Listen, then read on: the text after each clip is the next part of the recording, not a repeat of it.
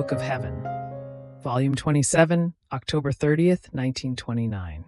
One who lives in the divine will can go around in all the works of God and acquires the divine rights. The sweet enchantment of the omnipotent fiat keeps me as though eclipsed in it with its light, and I can see nothing but all of its acts.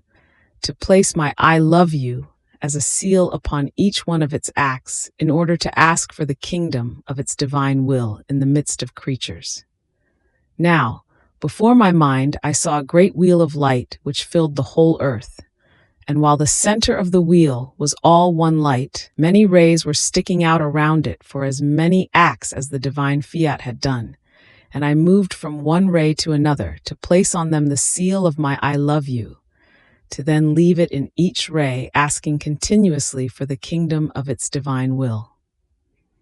Now, while I was doing this, my always lovable Jesus, coming out of my interior, told me, "My daughter, with one who lives in my divine will and forms her acts in it, these acts remain as the work of the creature, binding God to give her the rights of a kingdom so holy, and therefore the rights to make it known and to make it reign upon earth.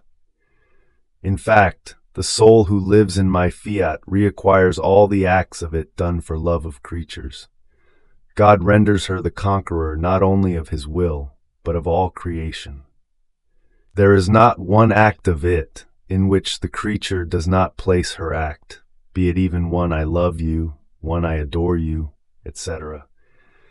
So having placed something of her own, everything remains bound, and my fiat feels happy because finally it has found the fortunate creature to whom it can give what it wanted to give, with so much love from the very beginning of the creation of all the universe.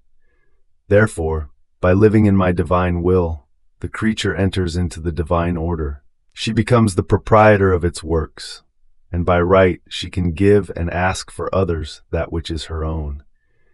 And since she lives in it, her rights are divine, and she asks by a right that is divine, not human.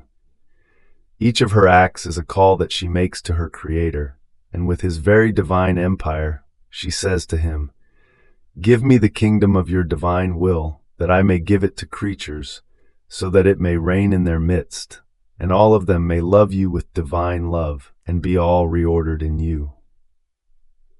Now you must know that every time you go around in my will to put something of your own, it is one more divine right that you acquire to ask for a kingdom so holy.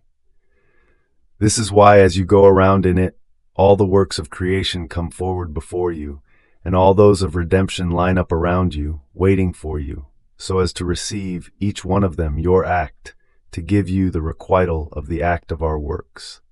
And you keep tracing them one by one, to recognize them, embrace them, to place your little I love you and your kiss of love to make a purchase of them.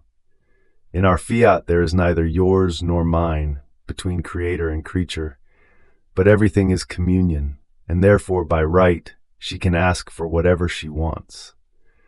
Oh, how afflicted and sorrowful I would feel amid so many pains and acts of mine done while I was on earth, if the little daughter of my divine will did not even recognize them, and did not try to place around my act the cortege of her love and of her act.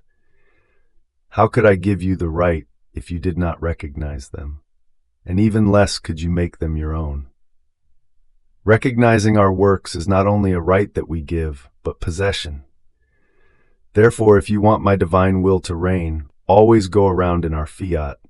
Recognize all our works, from the smallest to the greatest. Place your act in each one of them, and everything will be granted to you.